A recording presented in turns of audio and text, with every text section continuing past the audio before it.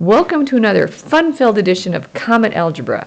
This video is for Algebra 1, Chapter 7, Section 8, Solving Systems of Inequalities. We are going to be using our graphing calculators to help us with this section because they're a great tool for graphing inequalities. So first, some steps here. To solve a system of inequalities, that is equations that aren't really equations, they have greater than and less than symbols in them, you are going to graph both well, sometimes there's more than one, 2 or 3 inequalities on the same set of axes, and then the shaded regions are what we're going to pay attention to. And let me just show you what I mean over here as an example. If you graphed this line in red, and we were supposed to pay attention to all the region that is greater than this line, it would be everything up here, above it. And then the other equation we had, perhaps maybe it had a negative slope like this, and it's cruising along here, and we're supposed to pay attention to everything that's greater than that line. Well, that would be everything up here. So the place that these shaded regions overlap each other is this part right here. Now, I could ask you, how many solutions are there to a system of inequalities? Well, is this dot a solution? Yeah, it lies in the shaded region. Is this dot a solution? Yes. Is this one a solution? Sure. How many dots are in this shaded region? And we would have to say infinite many. A dot over here is not greater than both of these lines, so that is not part of the solution. So the solution set here that we're talking about is often very big, infinitely big. And we have to look at where the shaded regions intersect. And the screens on your calcs show this very nicely, especially if you have a color screen. You're going to really appreciate that. So one of the first things you need to do with your calc for this section is turn on an app. So look on your calc for the app button, push that, and then a menu should appear. Now, not all calcs are the same, so we might have to discuss your calc in class. First of all, you may not have the app. It's possible at the factory they didn't put it on there, but no worries, we'll still figure it out.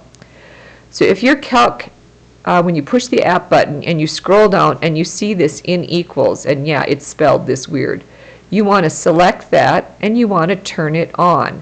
You have to enter twice. You have to hit enter twice to turn it on. And then we'll talk about how to use it. One more reminder here, when you are solving for y, because any inequality has to be solved for y, in order to enter it on our calc, because we have a y equals key. And if you're solving for y, remember, if you multiply or divide both sides by a negative number, you must flip the inequality. The other reminder I have here in the notes is, just like we used a closed circle for less than or equal, greater than or equal, on a graph you use a solid line. So a solid line was the same as a closed circle. And on the graph, when you have less than or greater than, you used a dotted line. Your book calls it a dashed line, so I'm trying to use that word. So a dashed line was the same as the open circle on a number line. So please make a note of that. The solid line indicates that all the points that lie exactly on the line are part of the answer. The dashed or dotted line indicates that any point that lies on this line is not part of the answer, but the point that's super close to it, right next to it, is. All right, the first type of problem you'll be expected to do is to determine whether a given ordered pair is a solution to a system of inequalities. So in this example, we are first given the ordered pair 1, 4, and of course the 1 is the x and the 4 is the y. So what we do, we plug them in to both and see if they make the inequality true. So let's do that. For the first one, we ask ourselves, 1 plus 4, is that greater than or equal to 5?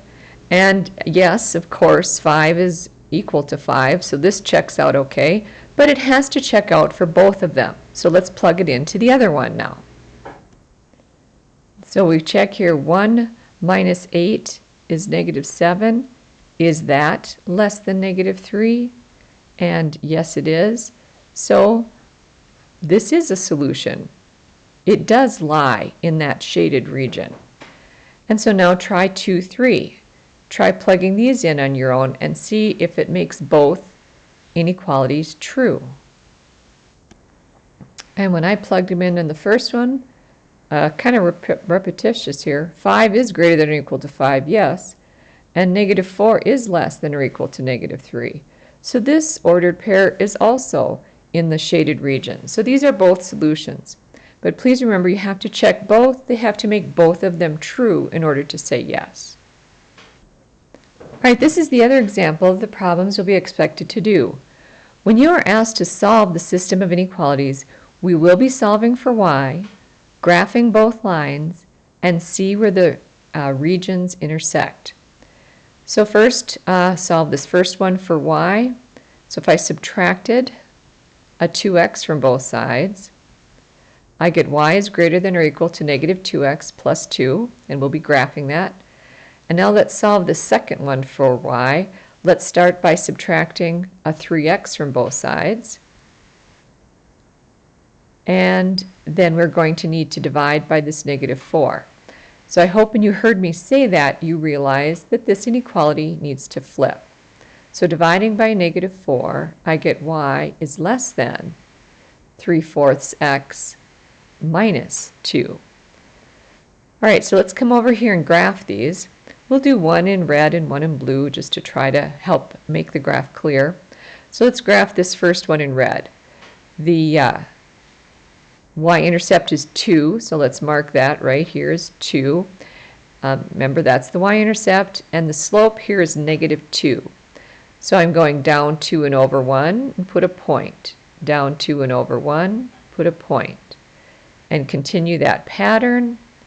And I like to continue the pattern both ways, so I have a nice accurate graph. And we notice that we have greater than or equal to, so we're going to use a solid line. And I'll see if I can connect this with a solid line. And since this is saying y is greater than means that it's above the line.